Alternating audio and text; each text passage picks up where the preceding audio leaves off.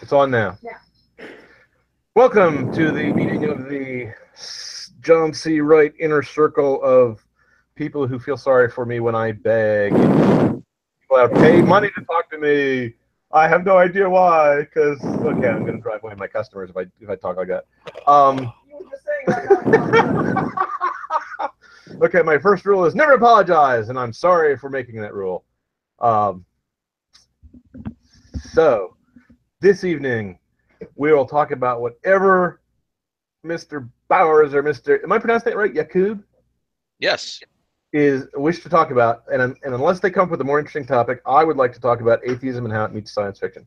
I've just been doing a series of podcasts with Maximilian Kolbe, who I thought was a stage name because there's a real Saint Maximilian Kolbe who was, I hate to say, starved to death in a Nazi bunker in a concentration camp when the Nazi commandant was about to kill a fellow prisoner, and Colby stepped in the way and said, "Kill me instead." And so the guy took him up on it. And but I was wrong. That's actually the guy's confirmation name. His name actually is Mac Colby. Oh, wow. So that's okay. I also know a guy named Guy Fawkes who has never actually blown up Parliament with a gunpowder barrel. And I know three guys named Orville Wright who did not live at the airplane. So, and they're all in my family. So, the topic tonight is weird names in the family. You see, no, that's not the topic. The topic tonight is whatever you guys want, but unless I'm stopped, unless I'm throttled back, I like to talk about atheism and science fiction. The natural assumption I think that most people bring to a science fiction genre is that you're going to have a naturalistic background. And by naturalistic background, I mean nothing supernatural can happen. But within that background, I think science fiction inches closer to religion than almost any other genre that I'm familiar with. Now, I could be speaking, like a blind man, because there's a lot of genres I don't read about. For example, I almost never read romance novels. They're for girls. But my wife tricked me into reading Gone with the Wind once, and that was hardly a romance novel. It was actually a war story, so that made it good. But almost never, even in a story like a detective story starring Father Brown, written by G.K. Chesterton, he never solves the problem with any sort of supernatural or miraculous intervention, but he does solve the problem. He does solve the mystery by using a rather Christian method of looking into his own heart and seeing what sins tempt him, and assuming that that's a good model for human nature, and trying to figure out what the criminal did and what the criminal's up to. And unlike other detectives, he usually finds the criminal in order to forgive them rather than throw them in jail, which makes it an interesting take on the whole detective story genre. Science fiction for a naturalistic genre, excuse me, I interrupted myself 3 times and didn't actually define my terms. By naturalistic, I mean no supernatural interventions or effects. And while that seems to be the majority of science fiction, there's also some rather famous science fiction stories that are not based on that assumption, that either have obvious supernatural effects or have the mechanical analogy of a supernatural effect, like a resurrection machine, or something else that previously would have been thought to be miraculous is now done by technological means. And that allows the writer to explore a religious or philosophical topic while seeming to stay in an engineering background. Does that make sense what I'm saying? Yeah. So the two most famous, I think, science fiction genre backgrounds are Star Wars and Star Trek, because they're the ones everyone's seen. And even people who aren't science fiction people, even muggles, if you say "Beam me up, Scotty," or "The Force is may the Force be with you," we'll recognize what you're talking about. We'll notice. We'll be familiar with the storyline. But not to reopen an old argument as to what's really science fiction and what's not science fiction. You guys can't talk in the background because sorry, my film studio here is being invaded by a family of mine. Star Wars is supernatural because it has the Force, and the Force does things and partially guides your actions.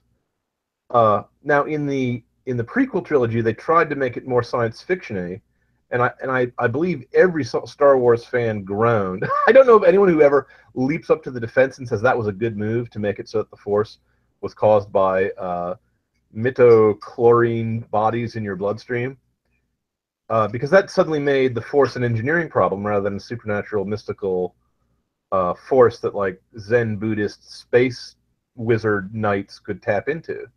I thought the whole point of the Force was to try to get something of the flavor of an Oriental martial arts into a Buck Rogers background. But again, it was clearly something supernatural.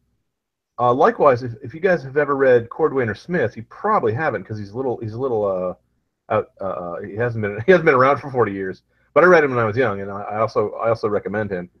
Uh, in fact, I should have a John Wright session just as me recommending old books that everyone else has forgotten about.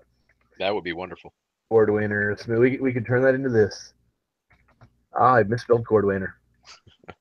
Cordwainer Smith uh, is one of those guys who defied the conventions of the time and could not get published in uh, analog Astounding Magazine.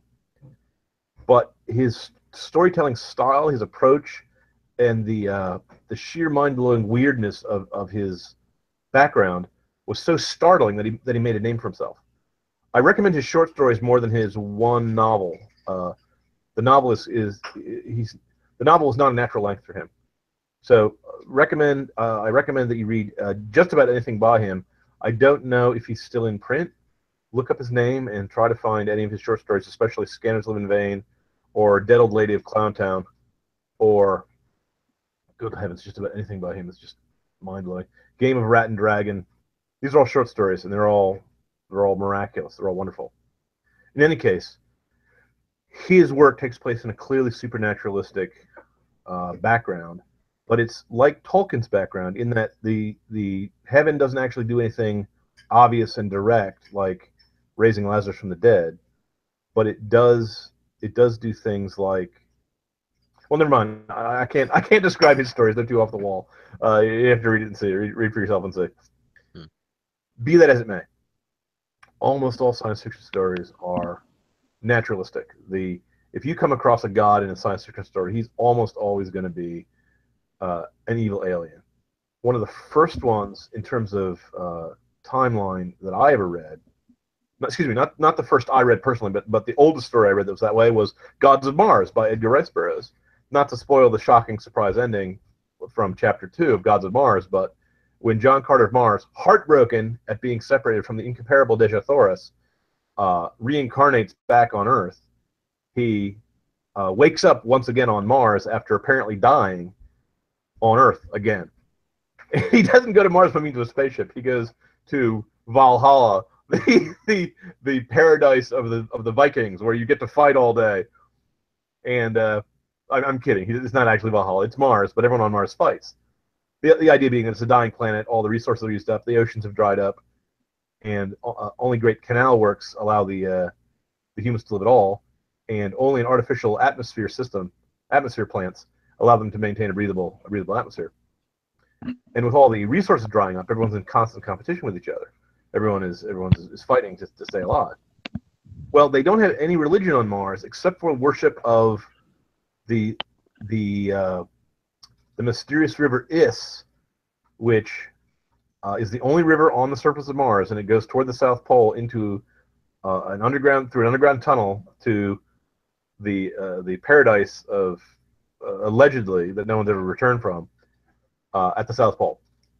John Carter wakes up in the South Pole, and it is a haunt of blood-sucking plant monsters, and the gods of Mars turn out to be a group of Barnum and Bailey kind of charlatans who they're the Wizard of Oz. They're guys who pretend to be gods and use a higher technology to fool the Barsoomians, and they worship a higher god called Issus, who turns out also to be the Wizard of Oz, except she's a ancient cannibal underground dwelling hideous old crone. So if there's any science fiction story that actually deals with supernaturalism before that, it's outside my reading. I don't know if H.G. Wells did. He wrote a book called Men Like Gods, but he was just writing about how technology would improve us to the point where we would gain control over all of nature. And I think he was answered by a short story by E.M. Forster called "The Machine Stops," which, if you haven't read it, let me type it into the chat, because that one, E.M. Forster is a guy famous for writing ocean stories. I don't know how to spell his name. Forrester. I don't know if it's Forster or Foster. Anyway, I'm misspelling his name. The Machine Stops. Yeah. It was written in the teens or the 20s, so it's available on the internet for free. Just type in "The Machine Stops," you'll find it. It only take you half an hour to read, and the thing is short and brilliant and to the point. Yeah, they could totally adapt a movie of it today, and it would fit in just fine. Oh yeah, and they should too, because it's a nice dystopia, actually.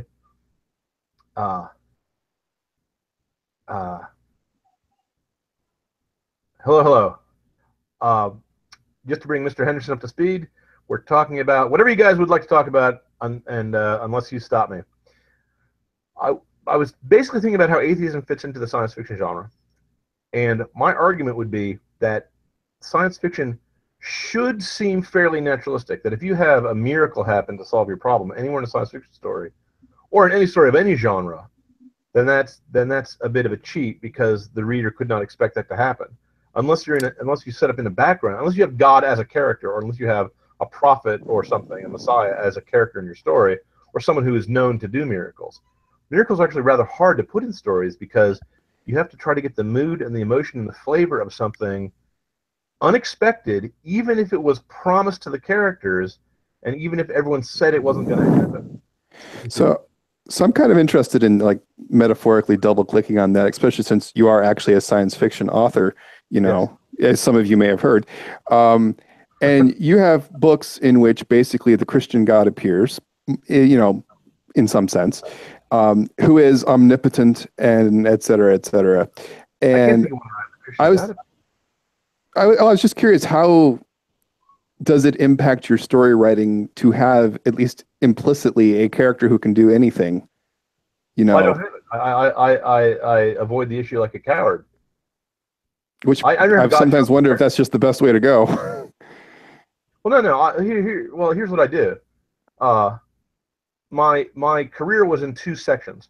In the first section of the career, I thought my primary duty was to my audience, and that I should not stand on a soapbox and I should not preach, and that if I did my work right, they would not even be able to tell what my personal opinion is based on what my characters said and did.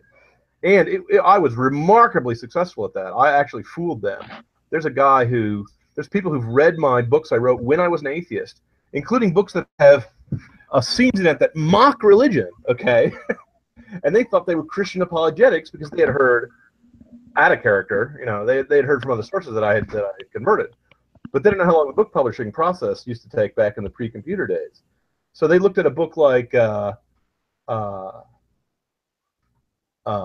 Orphans of Chaos, and they said, "Oh, well, this is obviously written by a Christian because they bury the dead." Because the witch is afraid of ghosts and wants to bury the dead so that the dead people are not angry at him and mess up his witchcraft. They thought that was a Christian belief, so or whatever. But all I was really doing is, as an atheist, I was treating the Christian mythology, and I thought it was myth at the time. I thought it was falsehood. Actually, I thought it was a deleterious falsehood, with the same respect as I treated stories about Zeus and Thor, which I also thought were falsehoods. And because I was not heavy-handed about going out of my way to insulting Christianity, because I did it only subtly and only in one or two scenes, the modern reader, I shouldn't say the modern reader, this one reviewer was too dim to catch it. Now, you have to feel a little sorry for reviewers. They read books not because they want to, because they're duty bound, and they probably read a lot of books they don't like, and they probably read the first and the last chapter and kind of guess it in between because they have a deadline to meet, you know. But I give myself a feather in my cap because I said, okay, I fooled that guy. He doesn't know what I believe. Someone else, another guy who was a witch at the time. I don't know what he is now. I think he might have an editor rather gently asked me if I was a Christian, and when I converted, when he read the final short story in my City Beyond, no, excuse me, not City Beyond Time, belay that, the Nightlands books. There's a Nightlands story where a guy survives to the end of the universe, and the universe gets restarted, and he has to eliminate the unholy evils that had been destroying his Earth at the time, and the ending is about as Christian as you can get. There's clearly a monotheistic divine force that springs into being at the very last paragraph of that story. Not to give away the surprise ending, but it has a happy ending. And I wrote that when I was an atheist. Now, the reason why that story had that ending is because it was a story whose background I didn't make up. I was writing in another man's background. I was writing the background of William Hope Hodgson, who tragically died in World War One, and his stories are in the public domain, so I can copy from him, freely. And he had sort of a theosophist view portrayed in those stories, a sort of view that technology will one day discover the psychic powers that are innate in the real universe, but that something will go horribly wrong, and the Earth, after the sun goes out, will be invested by some sort of horrible supernatural monsters, and they're clearly beyond human comprehension. They're only referred to indirectly by titles. They don't even have names. It's not clear if they're demons or extraterrestrials, or most likely there's something like a Cthulhu monster where you can't tell, or the difference is nonsense. There's no real difference between Cthulhu being an extraterrestrial and Cthulhu being a demon, really. So that story, by its own logic, had to have a messianic, had to have a Christian resolution, and I wrote it that way. But there's an earlier story in the sequence that I actually wrote later that has a miserable, hopeless ending where there's not even a trace of Christian hope, faith, or charity in it. And that I wrote when I was an atheist. See? Because once again, I thought my primary duty was to entertain my readers, and I thought my primary duty was to follow the story logic. Then I got a tear-stained letter from someone who read my story. I wrote a story. It was a very difficult story for me to write emotionally, and I'm not a very emotional man, about a mother whose child dies on Christmas Eve. I have to laugh because it's so pathetic. Dies on Christmas Eve, and she is visited by St. Nicholas. Not the Santa Claus of the Coke commercials or of popular notions, but the real St. Nicholas from, as far as we know from history and from church legend, who was a guy who resurrected the dead who had been killed by an evil innkeeper and stuffed the children he killed in a pickle barrel. Okay, that's the real St. Nicholas. He's the patron saint of mariners. And from the stories told about him, he's kind of a tough guy. He's not a big, fat, jolly old elf. The story has a happy ending, as you might expect when a saint comes on stage. But, and this I'm slowly and indirectly trying to get to an answer to your question. Just because the saint comes on stage, that doesn't mean that the good guys automatically win, because the saint is not after. It's like having Superman as a character. Superman will automatically win if he's in a fist fight with someone. But if Superman comes on stage and Lois Lane is dating Lex Luthor, and he's got to win her heart, his super abilities don't necessarily help him do that, if you see what I'm saying. So when St. Nicholas comes on stage and the woman says, "Explain to me why a just and benevolent God would allow evil in the world," he's got to give her an answer that is at least as satisfactory or unsatisfactory as the answer given to Job in the book of Job. He's got to respond, and it's not the kind of thing you can put into words. See, so in that case, the resolution of the story is not whether or not the kid is going to be resurrected from the dead, because it's pretty clear that if you bring on a saint who's famous for resurrecting children in a Christmas story on Christmas Eve with a dead child, I mean, no, even an atheist writing the story is not going to go, "and the kid was dead anyway," unless they're a modern writer, in which case they'd have the kid resurrect from the dead, and then one day after Christmas on the Feast of Stephen, he'd be run over by a bus, just to show the irony of life. No, but that wasn't. But I thought at least that's not where the tension in the story rested. That story was up for a Hugo Award, by the way, but it was ruled out of bounds because a first draft of it had been posted on the internet for free. 8 days early. 8 days early, 8 days before the new year. And the John Scalzi exception, for some reason, did not apply to me. The John Scalzi exception is if John Scalzi does the same thing for a book that's up for Hugo, they don't enforce the rule against him. It's a total mystery. I mean, that's John Scalzi. I mean, they really can't judge the divine by our standards. I mean, that is all true. That's all true. And if a slight note of bitterness enters my voice at this, it's because I'm it's because I'm an unforgiving Christian. So, in any case, So it offends your lawyer. it offends my lawyerly sense of legalism. Yes, it does. It does.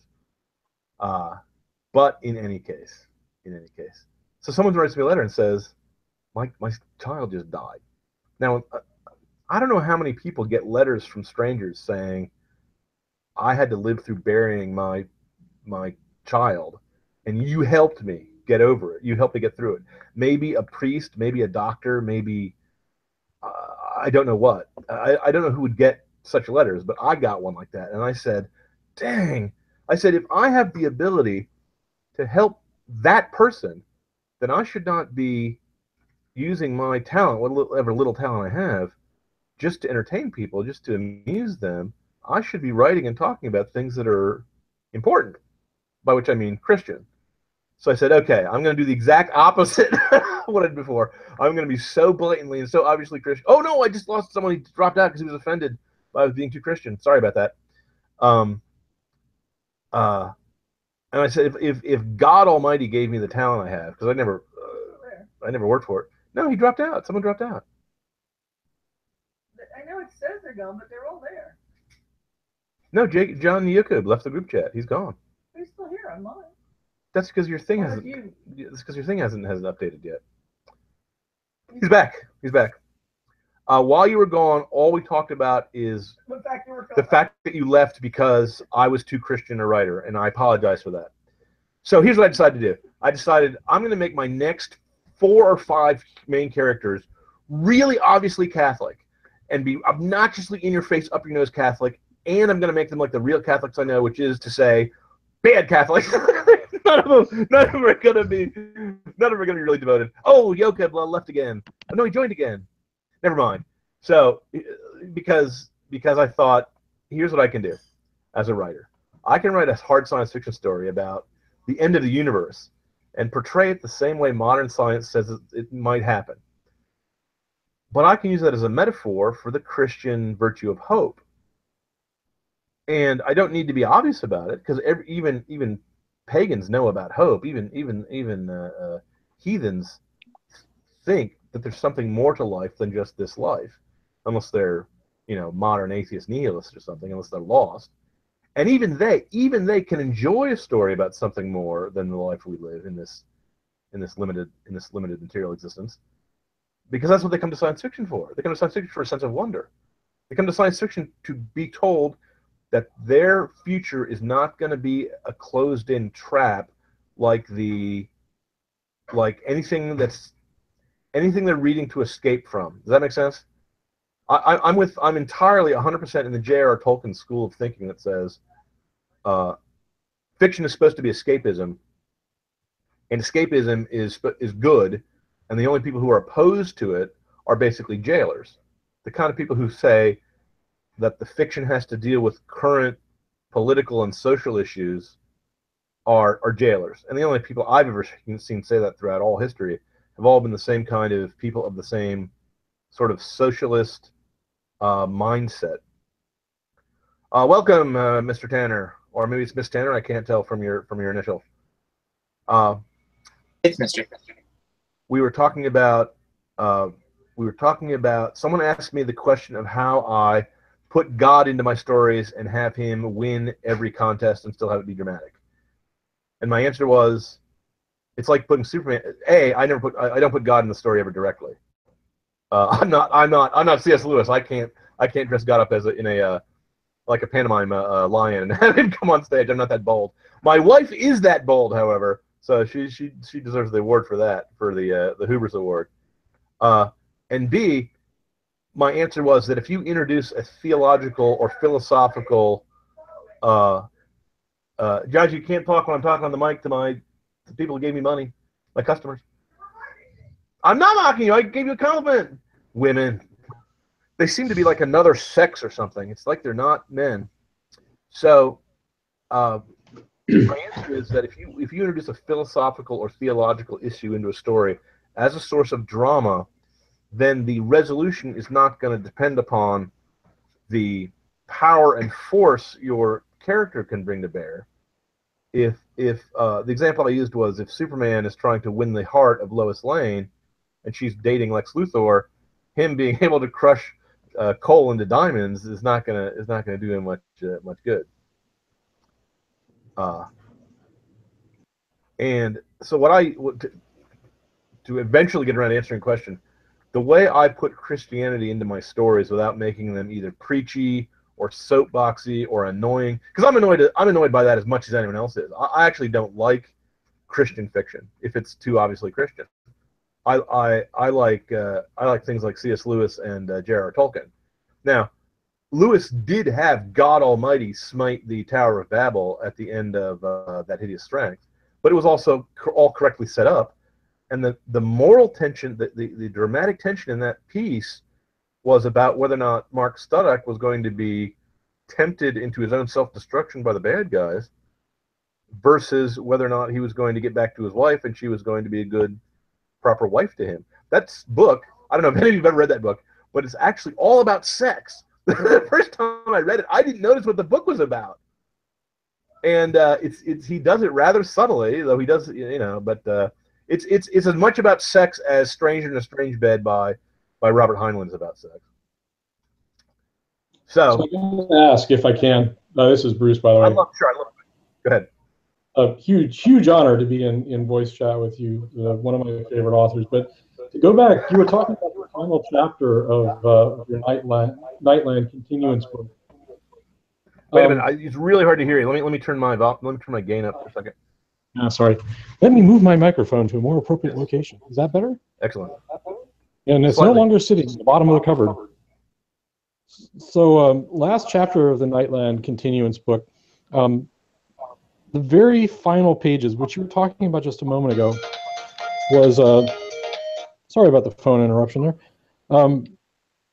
You kind of touched on a subject that made God external to the universe, which from a theological standpoint, God would sort of need to be external to the universe, but it had never occurred to me until I read it in story form in your pages. How did you come by that concept, and elaborate on it a little more if you could? I'm sorry, I can't hear you and I didn't understand what the question was.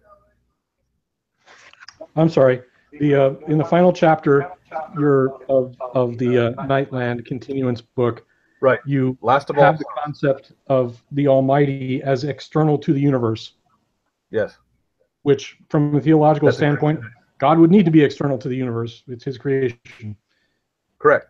That's a Jewish and a Christian, and I believe also an Islamic notion that is alien to classical paganism. The classical pagan gods were inside the universe and were created by chaos gave rise to heaven, which gave rise to time, which gave rise to the gods. But I'd never seen it represented in the fashion that was as digestible as it was in that story. How did you come to decide to lay it out like that?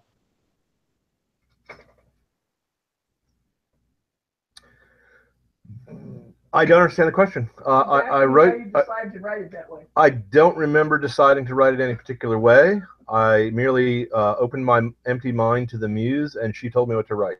I realize that's a very unsatisfactory answer, but it is an honest answer. I wrote it because the logic of the story required that if the universe is destroyed and recreated, the only thing that can survive the destruction has to be something external to the universe. And if it's external to the universe, that means it's outside both time and space. And if it's outside time and space, that means that it either can't act at all or it is continuously acting, from our point of view. It only can do one thing. Now, in that background, there was something called the master word that no evil creature could think in its head, but the evil creatures could actually impersonate thoughts. They could fool you into thinking you're talking to you like your dad or something, who's in the Nightlands going, "Come out and help me, I'm so cold." Okay, and the original author, William Hope Hodgson, never says where that came from, where the word comes from. Now, in the logic of that story, I then established that there was reincarnation, which I didn't make up. That was in the original story. And if there's reincarnation, there has to be an immortal part of you, a soul, if you will, that's outside of time, that keeps coming back in time at different points. Well, if the word is also something that evil things can't say or think, it's a very small step to say it's also something outside of time, and it's got a soul, it's got a thing that is its source of power that evil can't tolerate. And at that point, it was a really small step to say it's a divine force.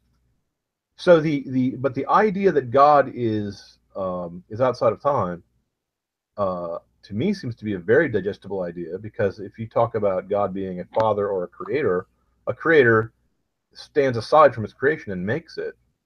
Whereas if you're a Hindu god, if you're Brahma, you're both in the dream and you're dreaming the dream. If you're a Hindu, everything is part of God. Both the snake and the bird that the snake eats and the bird that is eaten by the snake is part of God. Both the evil and the good are part of God. In order for God not to be the author of or the source of the evil we see in the universe, he's got to be outside the universe. So I don't know quite how to answer your question, because to me the idea did not seem that original.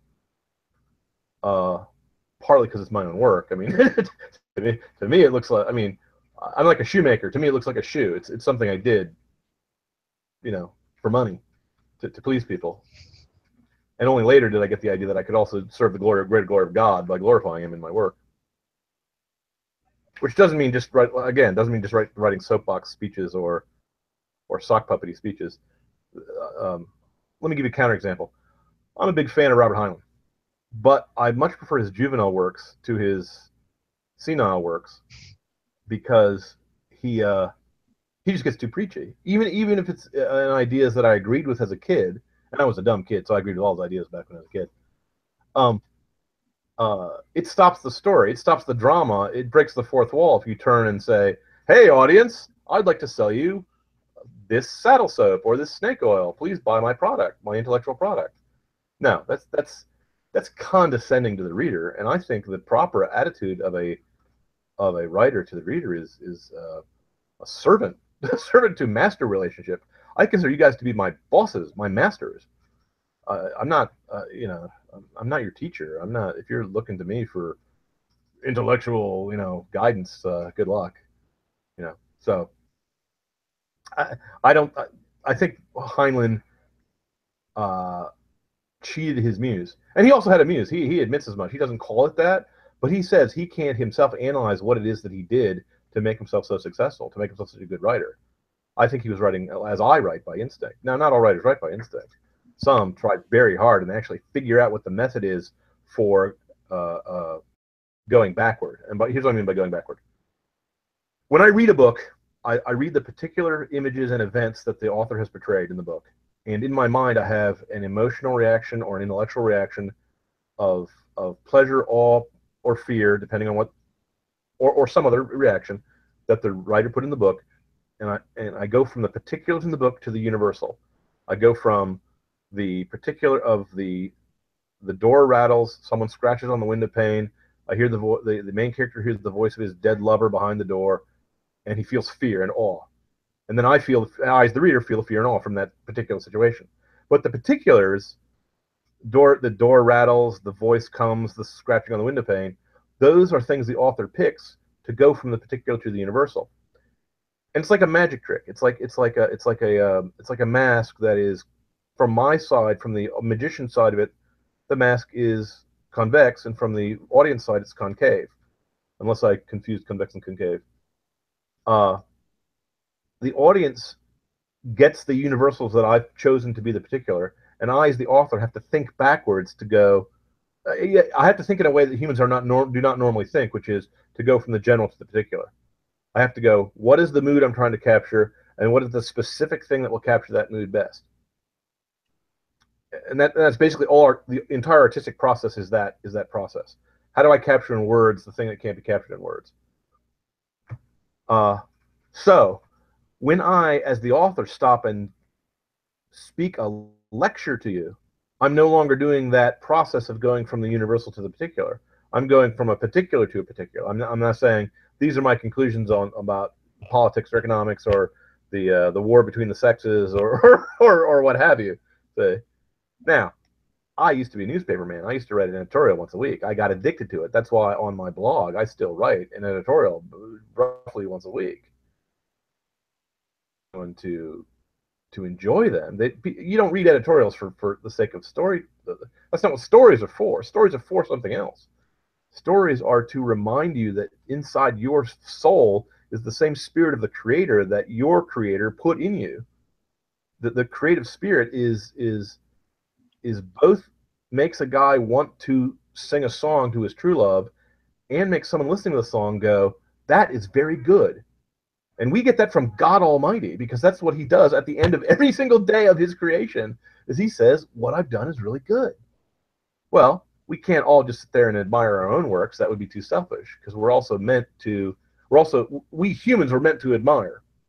We're meant for love. We're made for love. It's designed into our DNA, into the very fundamental mechanisms of our brains. So we like to admire beautiful things made by other men. Now, the ones that tend to last the longest and the best, whether they're made by Christians or pagans, are the ones that touch on divine things. The stories about redemption, stories about heroism, stories about salvation. We like stories where even if it's just Dudley Do-Right on his white Charger saving a girl from being tied to a railroad track, that's a story of salvation. That's the kind of thing. And every culture, every human being that's ever lived has had a part of them that goes, man, I really like that.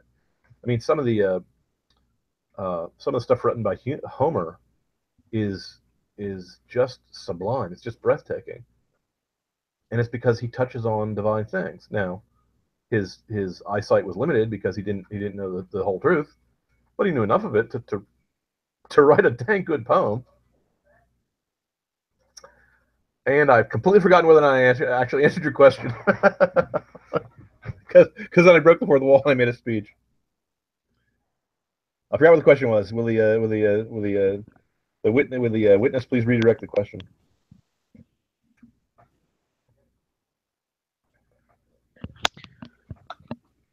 No, it seems that you, just from my understanding, I'll step in until Bruce wants to, but am I coming through okay? Yes. Yeah, from my understanding, you answered the question just that, he's asking where did that idea come from, as far as, God external from the universe, and you kind of gave the 10,000 foot, picture of what you were saying. So, yeah. The answer is I don't have a clue. Therefore, I will talk for 10 minutes. Because I was also a lawyer, in addition to being a newspaper man. So it's dangerous. It's dangerous to ask me questions. Any more questions? I have one. Yes, please.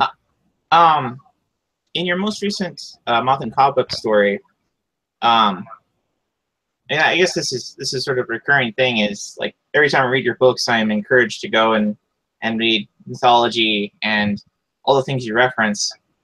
And I was curious if it was kind of intentional, well, or even if it was intended, to have kind of this.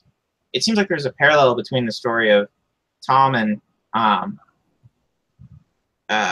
Yumiko and Izanagi and Izanami, just a little bit. Like there's some touches there. Was that intended? That is a great question. That's a great question. The answer is no. The thing I was stealing from was a story called Tam Lin. I'll type into the chat if you can't hear what I'm saying. I can hear what you're saying. Tam Lin is a story about a bride who is pregnant and her husband has been stolen by the elves, or maybe it's her lover. I forget which. The guys in the Middle Ages were really racy, and she has only one chance to save him. and he's going to be disguised by the elves and under their spell, so we can't talk to her, and riding by in a cavalcade, and she has to grab hold of him and hold on to him no matter what he seems to turn into. And I thought that is like the best metaphor for the difference between men and women, and the difference between what a woman has to do to keep her man, and the difference between what a man has to do to keep his woman, as anything I've ever seen. So I said, well, I got to do that. And part of my decision there was, I hate to admit it, because I just made a big speech about how I wasn't ever going to do this, but I did. Part of my motivation was political. It was because I am sick and tired of stories where the 105-pound ninja babe is able to beat up entire rooms full of thugs, because it doesn't strike me as being realistic at all. So of course the first thing I did was write a story where a 105-pound ninja babe beats up a room. Oh, this is me laughing at myself. Gentlemen, I'm a figure of fun. I'm absurd. The reason why I can't believe anyone ever gets mad at me or thinks of me as a threat is because I just think they must not know me. You know, it's like being angry. It's like being mad at Lou Costello. Hey, I'm not! I mean, who could possibly take me seriously? In any case, enough about me. Back to the story. So I wanted to try to make an inherently unrealistic thing seem as realistic as art could make it. And that's what artistry is about. If I read a time travel story, for example, I'm writing about something that doesn't make logical sense on any level. There's absolutely no way for time travel to work no matter what, okay? Because it reverses cause and effect, and that's impossible. It's not even something you can imagine, okay? But if you don't bring up the limitations, there are a number of very clever ways you can tell a time travel story. I can think of like 5 or 6 different methods of how to explain how the time travel works so that you both seem to give free will to your main character so he can make decisions and seem to keep cause and effect in existence so that his decisions, his actions still have consequences. Because if you don't have free will, there's no drama, because there's no decision. Drama is when you decide something.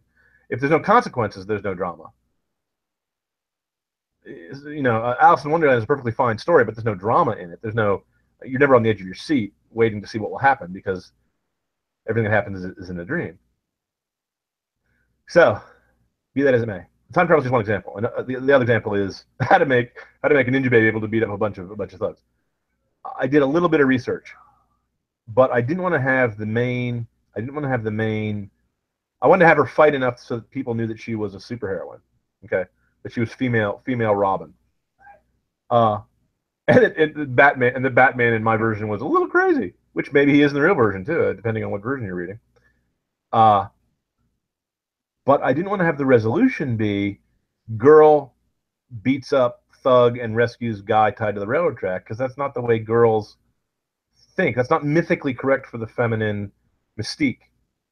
So all I did was, since I was writing in an elf background anyway, all fairy tales are fair game for me. I could stick anything into my book. And so I picked the Tam Lin story. I said, that is the perfect example of how a girl has to overcome the... Now, if you remember the Izanagi story, she's dead. He goes in to see her. Have you ever read the story of Psyche and Cupid? Because it's very similar. The moment he looks at her and realizes what she is, it breaks off. And the same way, the moment Psyche sees Cupid, lights the lamp and sees him, and sees that he's a god, he's gone.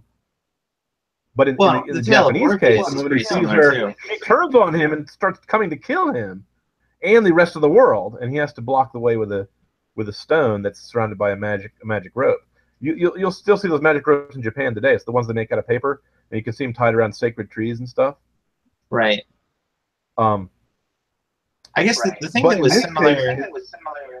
In this case, she wasn't. Well, in this case, the sex is a reverse one thing, and the other thing, he wasn't actually dead. He was captured by the elves, but they hadn't thrown him into hell yet. So, if there's a parallel, and I don't deny there might be. Like I said, I just write down what the muse tells me. If you can see a parallel, then that's your argument to make. But it wasn't one that the author had in mind. If it exists. Well, I think I was kind of playing a game of trying to figure out where you got your which mythos you were pulling from this time?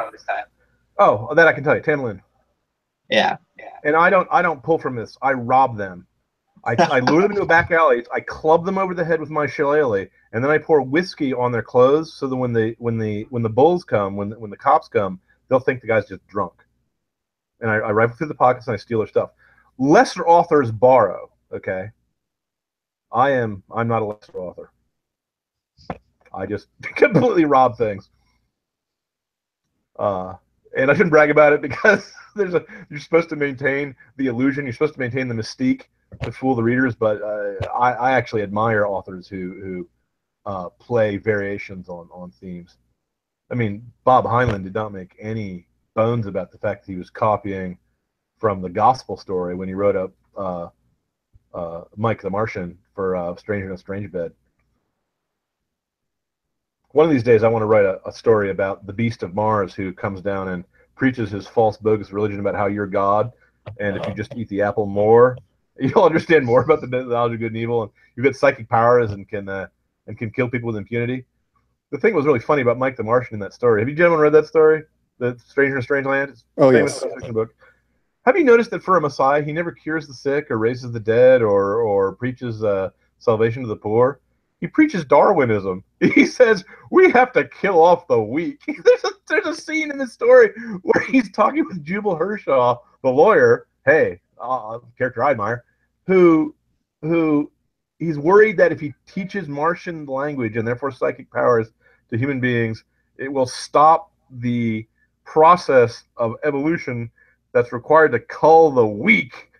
I was like, wow, really, Mike the Martian? Really, you're against like eyeglasses and other things that prop up weak people? Tell me about it. To quote the great theologian, the Hulk, puny God. I was so stupid. Hey, but I believed when I was a kid. I was 100% in his camp, and I was completely fooled. So I'm not mocking anyone who's still fooled, but I am saying there's better answers. There's more convincing messiahs out there. A dead old lady of Clowntown, described by Cordwainer Smith, that I mentioned earlier in the chat, is one of them.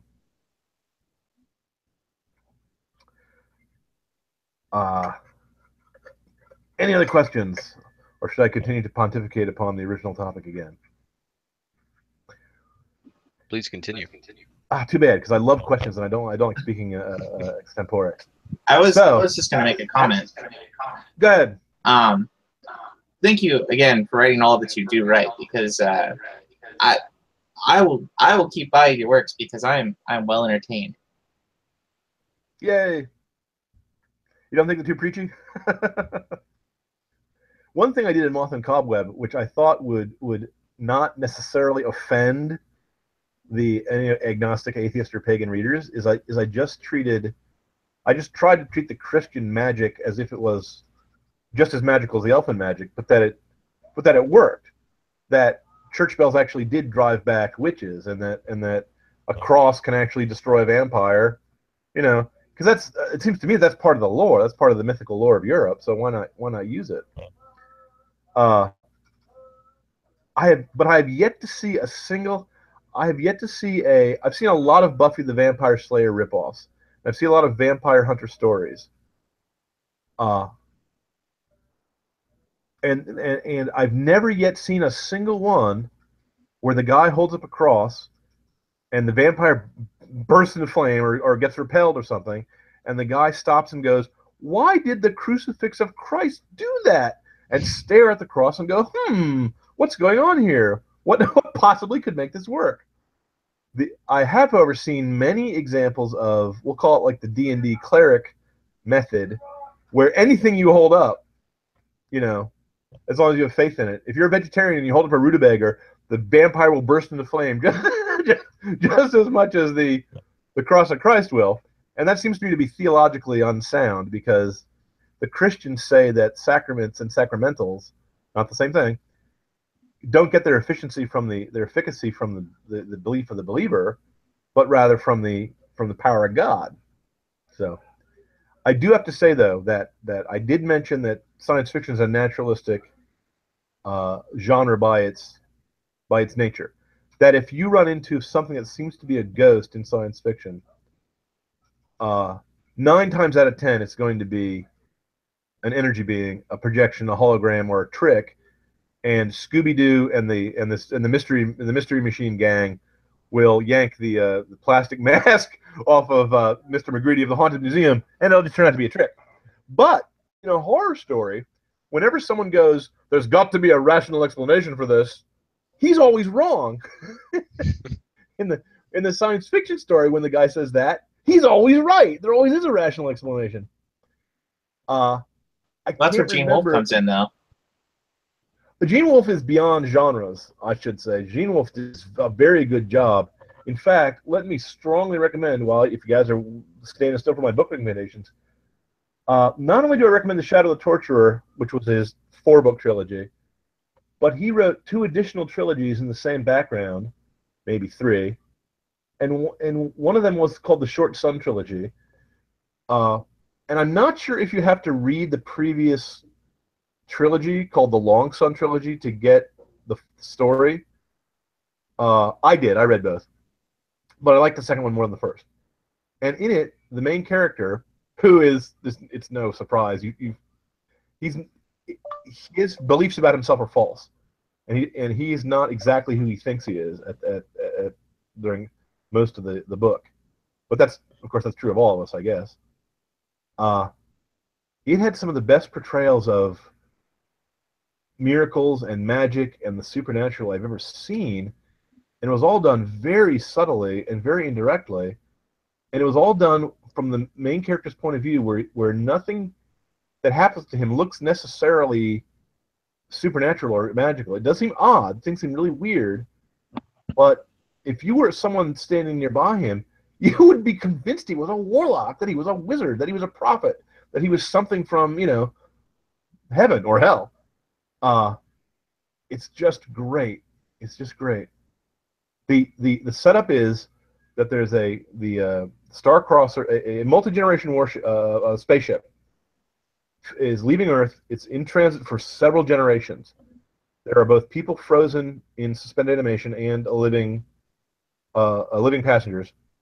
The maker of the ship, Typhon, who's a minor character from Shadow of the Torturer, was an emperor at the time, constructed the mainframe, constructed the computer, so that he and his children were downloaded, copies of them were downloaded to the computers, and they are the gods worshipped by the peoples of this enclosed inside-out world. It's inside out because it's inside of a cylinder spun for gravity. It's an O'Neill colony. It's a giant spaceship, and the main character there is Patira Silk, is a priest of the gods who and he's running a Mantion. He's running a school that's running out of money, and he has to enter a life of crime, and then a life of spy, and a life of politics, in order to try to save his church. Because in the beginning of the story, he gets a message from an outsider god, a god who's from outside the world, outside the spaceship. The second trilogy is I hope I don't give away any surprise endings if I say the second trilogy takes place after they arrive at their destination, and the world they're trying to colonize, the colonization effort gets off on the wrong foot, and it starts badly, because the world was previously inhabited by some other race that was wiped out by a group of psychic, shape-changing vampires who may or may not still be around, still preying on people. Okay? And Patira Silk is missing, and the main character has to go try to find this guy, because he thinks if Patira Silk is found again, it will give enough hope and leadership to his dying colony that they won't go down the path of irredeemable evil. Which, by the way, the psychic, shape-changing, man-eating vampires may or may not be behind the evil, or maybe it's the human beings. Hard to say. Anyway, the thing is brilliant, because some of the things could be Scooby-Doo like things where it's a computer pretending to be a god, and some of the things might just be, who knows, a brain aneurysm. So the guy thinks he has a religious experience that's just hallucination. And some of the things might be religious experiences, which do happen in real life, and so there's no reason why not to put them in the story as they happen in life. What happened to me? But Gene Wolfe shatters genre barriers as casually as elephants trampling down the flimsy straw walls of huts. So he's sui generis. He's sui generis. I wish, however, he did not write in a deliberately obscure fashion, because I recommend him to all my friends, and just the simple things of explaining what's really going on, he doesn't like doing. He wants you to figure it out. He makes the reader do a lot of work. I don't want to write that way. I mean, I don't want to make it so that I don't want to make it so that even a reader as smart as me can't really figure out what's going on, which happens to me a lot with Gene Wolfe. I can figure out most of what's going on, but some things are just, they go over my head. I don't know what he's referring to and stuff. I was gonna say I've had to read the Shadow of the Torture, the first book, 3 times to really get a good idea of what's going on, and I'm still not quite sure. Well, I hope you read the second book, because that's the one that sold me on the series. The opening of the second book, when he goes into a tent, when Severian goes into a tent to talk to the Green Man, that scene sold me. That scene won my heart. I did read that one. I've only read it twice so far, but there's a lot of stuff going on in there, especially like when they go in the cave. What's being described there is sort of hard to figure out what's going on. You know, where he's got there are all these weird creatures. Yeah, and like he uses his sword on them, and they kind of like burst open. He cuts open one of the guys. He chops off a hand, and the guy comes to present him with the stump, and he touches the claw of the conciliar, the gem, to it to try to heal it. Right. But the whole thing was a trap by a Gaia, who was trying to trick him into the cave where he would be attacked by the defenses. Those 8 men were defending the treasures of the Autarch. And then she had arbalesters, she had crossbowmen outside to shoot him when he came out. That's the part I understood. The part where he holds up the gem and they all bow, that's just kind of mysterious to me. But it's also a very Catholic thing, because we Catholics, of course, think that certain objects can gain sacramental powers and authority and act as bridges to the divine. So I will say this. I will say that he rewards rereading, but I do wish he wrote more like Tolkien, or more like Lewis, or more like Tim Powers. Tim Powers is also a member of the secret Catholic conspiracy of science fiction writers. He sent me a congratulations when I got confirmed. Like my brush with fame. Well, you know, as a Protestant, I'll say it frustrates me and delights me. Just it seems like some of the best storytellers all seem to be Catholic, so that alone is already kind of you know, when I'm looking at Tolkien and Chesterton and all these gentlemen who just towering intellects, and I'm like, well, not to mention everything written before 1560. indeed. And excuse me, everything in the West after 500 and before 1560. Yeah. And I'm not sure why that is. I think it's something about the Protestants were trying to pare down religion to its basic essence and make it things like simple, get rid of statues, get rid of stained glass windows, and try to just kind of be naked, just you and God, with no hierarchy, no intercession, no saints, none of that.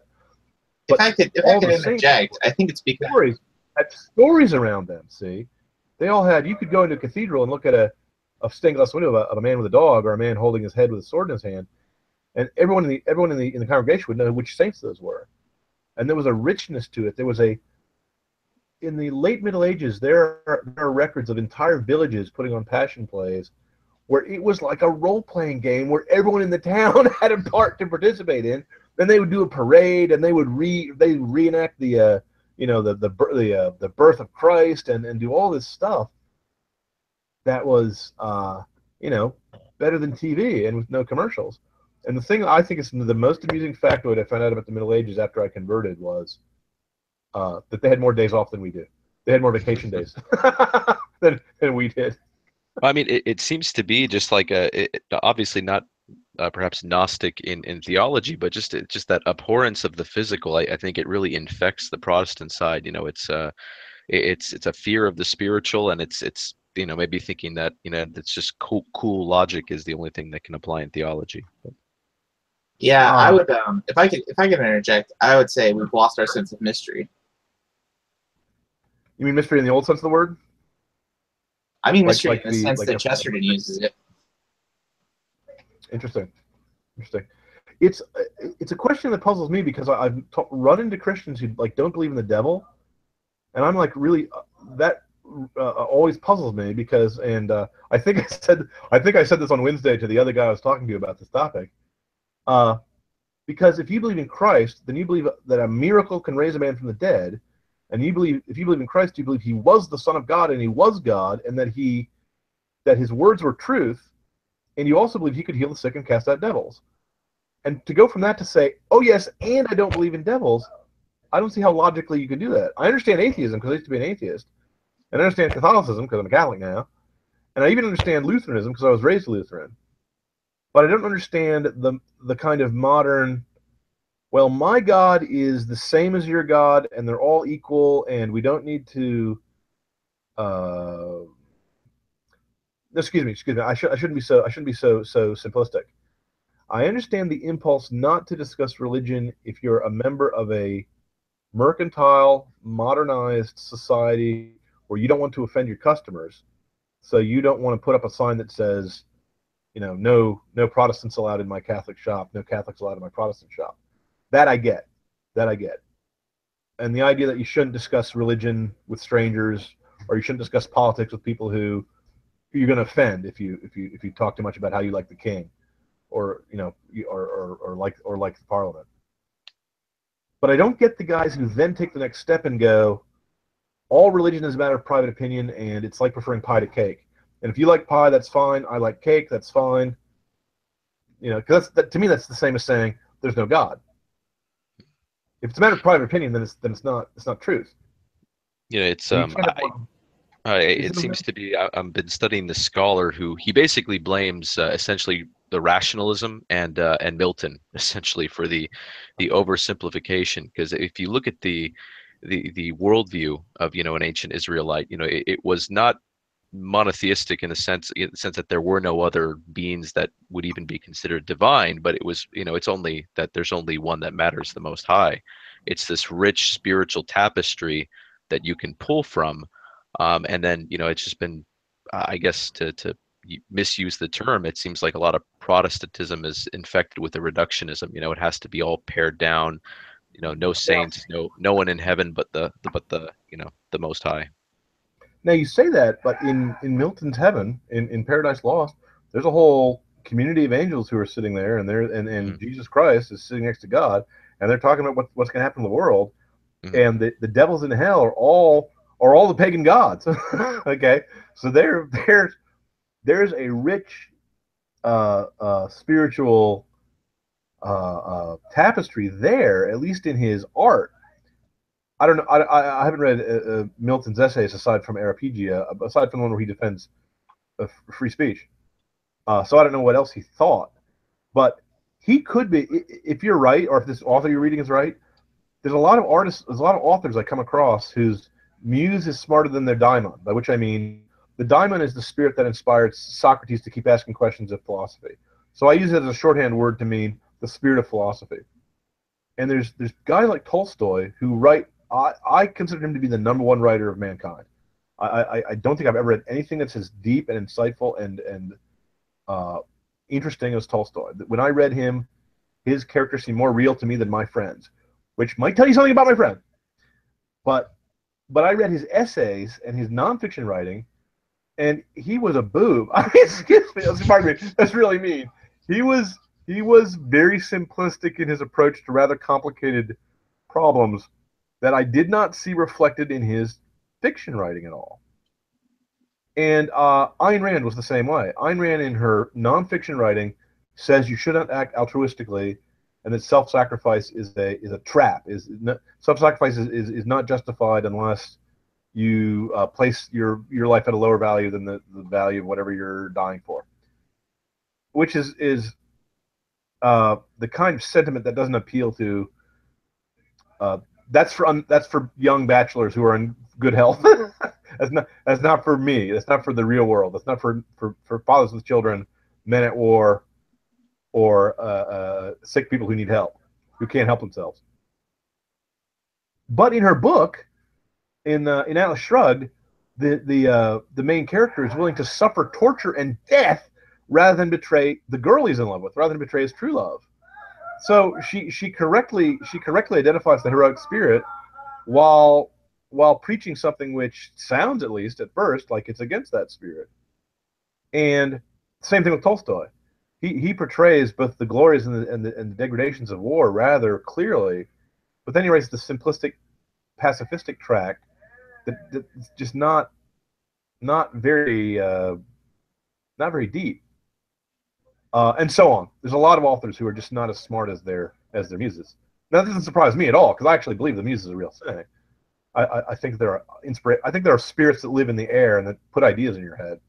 You know, I think there are good spirits that put good ideas in your head and bad spirits that put bad ideas in your head.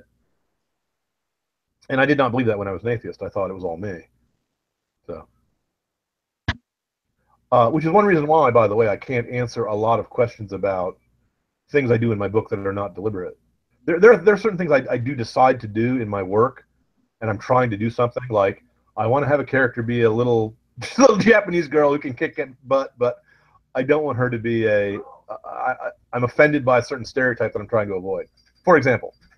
But whether or not it's been over an hour, so you can end it whenever you want. Oh, my wife is calling me. No, I mean it's up to you. You can end it slowly or quickly. I'm just saying an hour is up. When did I start? 7:30. Oh. Okay. You don't have to stop immediately. You can kind of. I'll keep going. I'll keep going if anyone else has any other questions. Because I don't think I ever actually addressed the topic that I picked for this evening, which is, does science fiction have to be atheistic? My answer is no, but it does have to be or appear to be naturalistic. And fantasy does not suffer this limitation. And you can introduce a lot more obviously magical, obviously supernatural, obviously Christian things into a fantasy story without and have it slip in under the radar, which is the point of art. Art is not meant to be a Socratic debate or a dialogue with the reader. You're not challenging his ideas.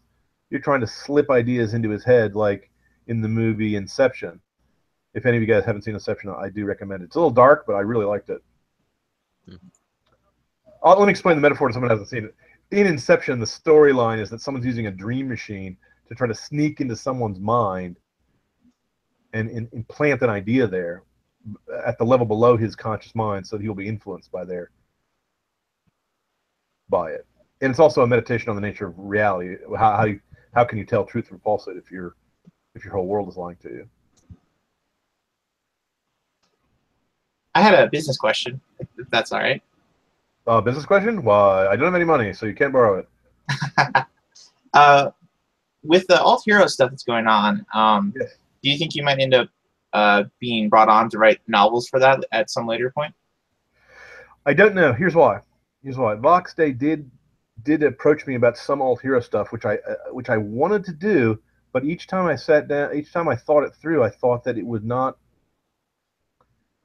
I thought it would not play to my particular skill set. I thought there's certain things I can do that my readers really like it when I do, and there's certain things I can do in only a moderate workman-like fashion.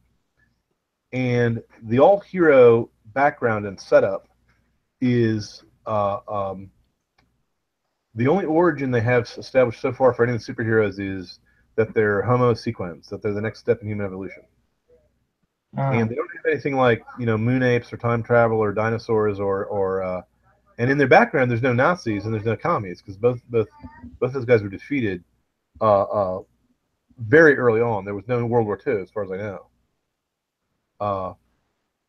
And writing in someone else's background when I'm not familiar with the background, I've never done, because I haven't made it up yet. I haven't spent my whole life reading alt hero comic books the same way I spent my whole life reading A.E. Van Vogt. So when when I asked someone if I could write an A.E. Van Vogt novel, I actually had everything he ever wrote at my beck and call. I don't have everything. I don't have alt hero at my beck and call, so it's hard for me to even think of stories that would necessarily fit their background. And I'm not that good with using other people's characters unless I get an opportunity to give my own John Wright kind of twist to them. And a character hasn't been made up yet, I can't really do a twist on. if you see what I'm saying. Gotcha. For example, the idea of doing a Japanese ninja girl in an elf fairy tale. See, I'm not basing that on a particular character. What? I heard that. What, a Japanese? Yes, we've discussed that many times. What have we discussed many times? Japanese girl in the elf fairy tale. What are you laughing at? My wife is mocking me, and I'm not sure why. I don't get the joke. May I explain? Go right ahead. This is my lovely and talented wife. I'm laughing because I once ran a fairy tale game, and John insisted on playing a Japanese girl, and I didn't like it because I was not as competent as him, so I couldn't maintain the mood when it didn't have very kind of European medieval things. So it made me laugh when he said it just now because, of course, he proved me wrong by sticking the Japanese girl into a fairy tale, making it work perfectly well. Well, that was different. The Japanese girl in the role-playing game was a Zen archer, and in Japan, the myth is that you can kill demons with a bow and arrow. That even the sound of the bowstring will scare demons away. And the bow that Yumiko uses in the book comes from that myth. The haragami, not haragami, excuse me. That's the flying robe. That's the divine robe. The black and the white arrow and so on. That comes straight from Japanese mythology. I didn't change that. I just stole that and stuck it in. Well, all their swords, they're only good for cutting grass. All hero stuff because it really didn't look like my cup of tea. It's not the kind of. Here's the thing though, the Marvel comics are so bad that I really want All Hero to succeed, and I'd be happy to help it out if I could. But I think that my particular skill set would actually kind of cut against it. I think I'd mess it up if I tried to. Now, after they get going and I understand the heroes and the characters a little better, that might be a different thing. My answer might change. But for right now, I haven't done anything with it. It might be interesting to see later, like a graphic novel version of the Golden Transcendence or Moth and Cobweb. There's too much in the Golden Transcendence that wouldn't be visual enough. But Moth and Cobwebs would really easily be visual because that's mostly visible action.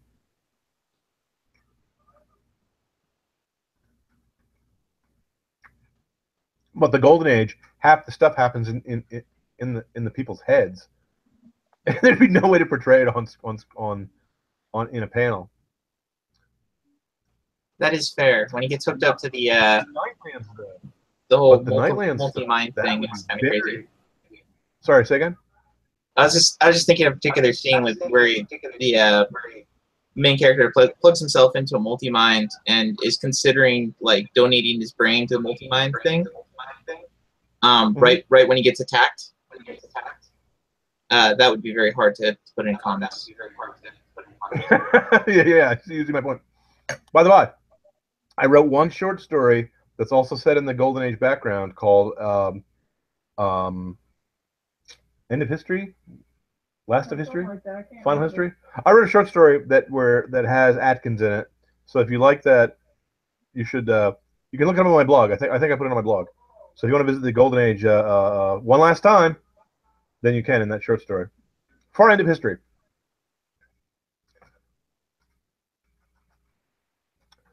And with that, I will once again answer the question. Yes.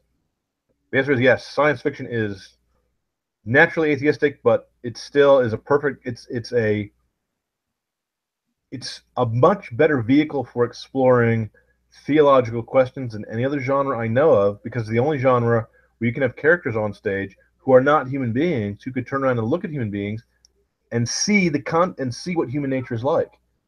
In every other story, if I have a story where there's a guy who thinks he's not human and it's not a science fiction story or not a fantasy story, that guy's a crazy person. That has to be in a Hitchcock story where it's a detective story, and the guy says, "I'm a robot."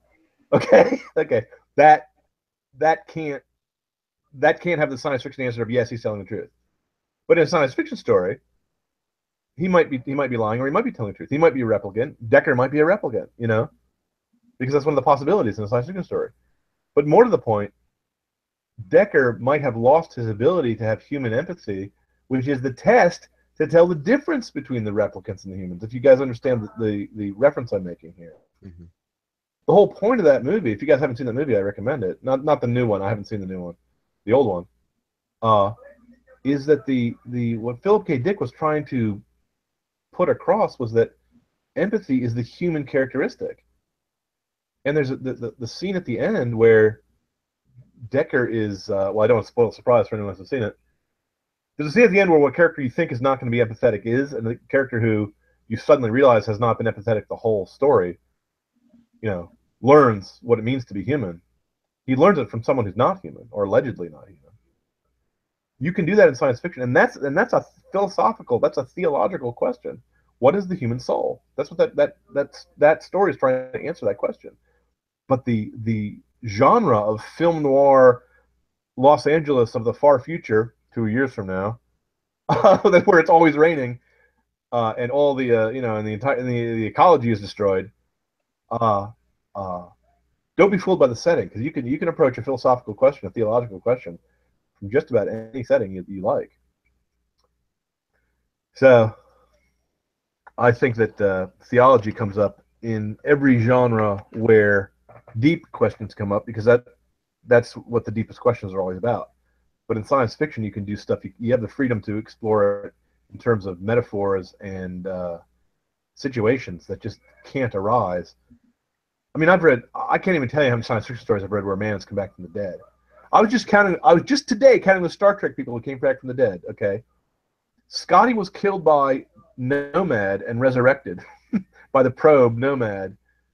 Spock dies in the movie and is resurrected by the third movie.